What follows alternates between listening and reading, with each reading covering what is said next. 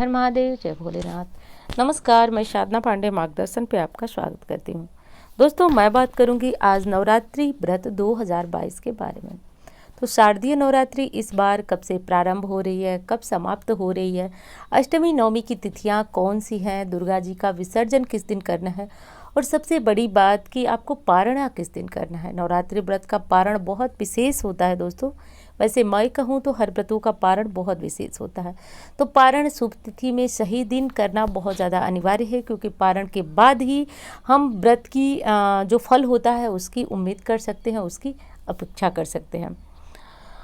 दोस्तों, नवरात्रि व्रत में यदि हम कुछ नियमों का ध्यान नहीं रखते हैं तो व्रत खंडित माना जाता है।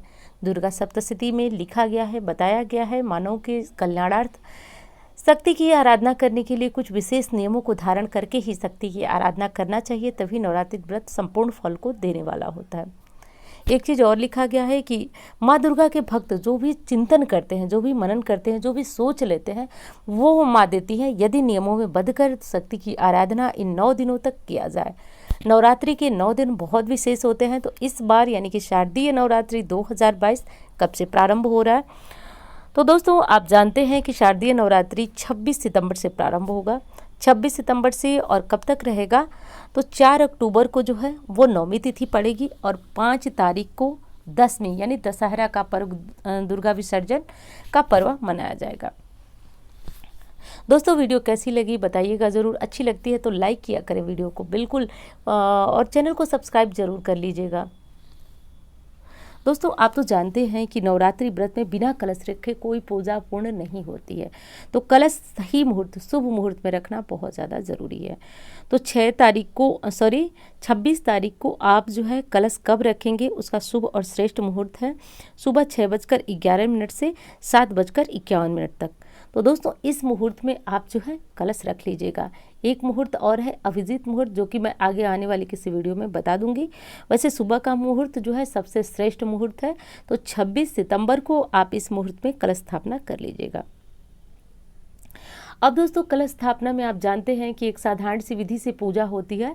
तो साधारण विधि क्या है कि सबसे पहले तो स्वास्तिक बनाइए, ऊपर एक मिट्टी का कलश रखिए, किसी तांबे का या फिर स्टील का छोड़कर बाकी किसी भी धातु का एक बर्तन रखिए। इसमें सिक्का, सुपारी, हल्दी की गांठ, यदि आपको ये सारी सामग्री मिलती है, और फिर आम का पल्लव डाल करके, नारियल रख करके इस तरह कलश तैयार कर लिया जाता है। माँ दुर्गा की जो भी फोटो मूर्ति हो आप उनको रख लें, उनकी विधि विधान से पूजा की जाती है। कलश जहाँ पे आपने एक दिन रखा, पूरे 9 दिनों तक आपको कलश को हटाना नहीं है। साथ साथ गौरी गणेश की स्थापना करना बहुत ज़्यादा विशेष है। तो देखिए, पूजा विधि में कैसी भी यदि किसी प्रकार की कन्फ्यूज़न हो रही है तो घबराइएगा नहीं, चैनल पर वीडियो पड़ी हुई है, एक बार आप सर्च करके देख लीजिएगा नवरात्रि कलश स्थापना विधि, तो आपको वहाँ से पूरी विधि पता चल जाएगी। अब दोस्तों, बात करते हैं कि नवरात्रि व्रत का जो है वो पारण हमें किस दिन करना चाहिए। तो पारण देखिए बहुत विशेष होता है। कुछ लोग प्रतिपदा और अष्टमी का व्रत रखते हैं। तो ऐसे में प्रतिपदा 26 तारीख को है और अष्टमी 3 अक्टूबर को पड़ रही है। तो जो लोग, जिसको चढ़ती उतरती भी बोला जाता है, जो लोग पहले दिन और अष्टमी का व्रत रखते हैं, वो भक्त नवमी में यानी कि 4 अक्टूबर को पारण करेंगे। ध्यान रखिएगा, जो लोग पहली व्रत और अष्टमी का व्रत रखते हैं वो 4 अक्टूबर को पारण करेंगे। अब वहीं जो लोग 9 दिनों का व्रत रखते हैं, तो देखिए नवरात्रि व्रत में कहा गया है 9 रात्रियों का विशेष महत्व होता है। उसके पहले पारण का कोई महत्व ना कोई विधान शास्त्रों में बताया गया है। तो जो लोग 9 दिनों का व्रत करते हैं वो लोग दशमी में पारण करेंगे। दशमी यानी कि 5 अक्टूबर को दुर्गा विसर्जन करने के बाद वो अपने व्रत का पारण करेंगे। नवरात्रि का हवन किस दिन करें, कन्या पूजन कब करें? तो देखिए, हवन जो है अष्टमी नवमी दोनों दिनों में किया जा सकता है। यदि आपने 9 दिनों तक दुर्गा सप्तशती का पाठ करने का संकल्प लिया या फिर पाठ करते हैं, तो जिस दिन आपका पाठ पूर्ण हो जाता है, यानी कि आप चाहे तो पूर्ण कर लें नवमी में, चाहे तो अष्टमी में, जब पाठ पूर्ण हो जाता है तो आप माता के विधि विधान से, चाहे तो ब्राह्मण को बुलाकर, चाहे तो घर पे स्वयं आप जो है हवन करें। और हवन करने के बाद जो है आप इस व्रत का पारण जो है, यदि अष्टमी में करना, नवमी में, अष्टमी और प्रतिपदा का व्रत है तो नवमी में करें। और यदि आपने हवन कर भी दिया और 9 दिनों के व्रत का आपने संकल्प लिया है, तब भी आपको दशमी तिथि यानी कि 5 अक्टूबर को ही अपना व्रत खोलना है। अब दोस्तों बात करते हैं कि नवरात्रि व्रत के नियम क्या हैं। तो देखिए नियम तो खूब सारे हैं, ढेर सारे हैं, लेकिन ऐसे कुछ नियम हैं जिनके बिना आपका व्रत पूर्ण नहीं होता है। तो देखिए मैं उन नियमों को बहुत ज़्यादा बताना चाहूँगी, आपसे बहुत ज़रूरी है उन नियमों का पालन करना।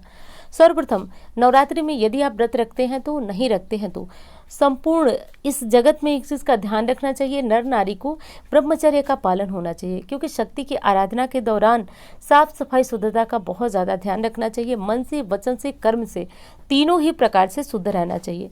दूसरी चीज़, महिलाएं जो है वो यदि व्रत रखती हैं तो साबुन शैम्पू का इस्तेमाल ना करें। इन दिनों में बाल धोना वर्जित है। यदि बहुत आवश्यकता हो, बाल धोना पड़े तो बेसन और दही लगाकर बाल धोएं, क्योंकि कहा जाता है कि साबुन में ऐसे कुछ केमिकल होते हैं जो व्रत के दौरान जिनको छूना, शरीर पे लगाना मना होता है। पुरुष भाई जानते हैं, उनको बाल कटवाना और शेविंग करना, ये सारी चीज़ें बहुत ज़्यादा मना है, क्योंकि इन दौरान स्पष्ट रूप से दुर्गा सप्तशती में लिखना है कि व्यक्ति अपने विनाश को निमंत्रण देता है यदि इस तरह के कार्य करता है। वहीं पर महिलाओं पे भी ये चीज़ लागू होती है कि आप अपने बाल न कटवाएं, नाखून न काटे। बच्चे हैं तो उनको भी समझा दें, बता दें कि ये काम न करें। अब विशेष उन नियमों की बात करती हूँ दोस्तों जो कि बहुत ज़रूरी है और आपको ध्यान देना बहुत ज़्यादा ज़रूरी है। देखिए शाम के समय यदि नवरात्रि का व्रत है तो आप एक चीज़ का ध्यान रखिए, आप ये मत सोचिए कि आपने सिर्फ माता दुर्गा की आराधना की। आपके घर लक्ष्मी, सरस्वती, दुर्गा तीनों आती हैं, तो शाम के समय एक चीज़ का ध्यान रखिए कि माता दुर्गा की आरती संपूर्ण परिवार के साथ करें यदि लक्ष्मी की कृपा चाहते हैं तो। इस एक नियम का ध्यान रखें, बहुत ज़्यादा ज़रूरी है।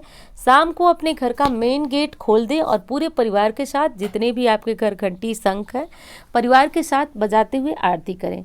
यदि संभव नहीं है, आप ऐसा नहीं कर पाते हैं, तो कम से कम घर का मेन गेट खोल दें और आराम से आप आरती करें। दूसरा नियम, क्योंकि देखिए प्राय हमारे दिमाग में रहता है कि माता लक्ष्मी की आराधना अलग से होती है, दुर्गा जी की आराधना अलग से होती है।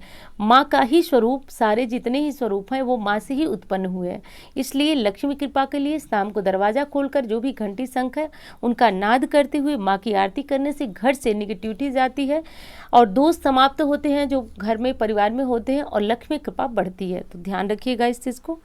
अब दूसरा और अगला नियम, देखिए दोस्तों, जब हम व्रत रखते हैं तो एक चीज़ हमारे अंदर आ जाती है। कौन से गुण आते हैं? तो कुछ ऐसी तामसिक प्रवृत्तियां आ जाती हैं। हमें बहुत ज़्यादा क्रोध आता है, बिना मतलब का रोना आता है, परिवार में बच्चों पे क्रोध आता है। तो एक चीज़ का ध्यान रखिएगा, क्रोध कितना भी आए, यदि आपकी छोटी बेटी है, बच्ची है जो कि 10 साल से, वैसे तो बड़ी बच्ची भी है, तो आपको उस बच्ची को मारना नहीं है, डांटना नहीं है। अब ये मत आप सोचिएगा कि ये तो मेरी ही बच्ची है तो पूरा अधिकार है हमें मारने का, कतई, क्योंकि हर बच्ची माँ दुर्गा के समान होती है। हर समय इसे कष्ट नहीं देना चाहिए, और वो समय तो बहुत विशेष है जब 9 दिनों की माँ का पर्व चल रहा है। तो भले ही आपकी अपनी बच्ची है, लेकिन बिना मतलब क्रोध करना, मार देना, ये चीज़ बहुत गलत है। ध्यान रखिएगा, सारा पूजा पाठ आपका किया धरा व्यर्थ हो जाएगा, क्योंकि कहा गया है शास्त्र में कि 9 दिनों तक सिर्फ हम कन्या को पूजते हैं। और कन्या पूजने का ये मतलब नहीं है कि हम अपनी बेटी को मारकर बाहरी कन्या को पूजें, ऐसा ध्यान रखिएगा। अगला और बहुत विशेष नियम ये भी है दोस्तों कि नवरात्रि व्रत में 9 दिनों तक हम येलो वाला, जो पीला वाला सिंदूर होता है, वो नहीं लगाएंगे, मेहंदी नहीं लगाएंगे, नई साड़ियाँ नहीं पहनेंगे। क्यों नहीं करेंगे? क्योंकि ये जो पर्व होता है, ये जो समय होता है, सिर्फ माँ के श्रृंगार के लिए होता है। आप माँ को खूब सारा इत्र लगाएं, तरह तरह के इत्र लगाएं, उनको लगाने के बाद आप खुद भी लगा सकते हैं। 9 दिनों तक माँ की मांग भरें, मांग भरने के बाद वो मांग भरा हुआ सिंदूर जो हाथ में लगा रहता है वो आप लगाएं। लेकिन खुद से ये ना हो कि खूब येलो वाला सिंदूर पहन लें, मेहंदी लगा ले। ये माँ के तैयार होने का दिन है और हम उन्हें तैयार कर बचा हुआ प्रसाद अपने आप पे लगा सकते हैं, लेकिन खुद पहले तैयार नहीं हो सकते हैं। तो ये नियम बहुत ज़्यादा ध्यान रखने वाली चीज़ है, ध्यान रखिएगा। हर सुहागिन महिला एक काम करेंगी, घर के मंदिर में, वैसे तो मैं बताती हूँ, लेकिन अष्टमी में श्रृंगार सामग्री ज़रूर चढ़ाइएगा। क्या करना है, कैसे करना है, ये विधि में मैं आपको आगे ज़रूर बताऊंगी। माता को श्रृंगार समर्पित करने से हम जो हैं, यानी कि हम महिलाएं, उनके पति दीर्घायु होते हैं और हमें अखंड सौभाग्य की प्राप्ति होती है। तो 9 दिनों का बहुत ज़्यादा विशेष महत्व है, आप ध्यान रखिएगा। और कैसे नियम है, क्या करना है, वो सारी चीज़ें, विधियाँ मैं आपको आगे बताती रहूँगी। तो दोस्तों वीडियो कैसी लगी बताइएगा ज़रूर, अच्छी लगती है तो वीडियो को लाइक करें, चैनल को सब्सक्राइब कर लें और हाँ सब्सक्राइब ज़रूर कर लें क्योंकि इस तरह की कोई जानकारी आपसे छूट सकती है।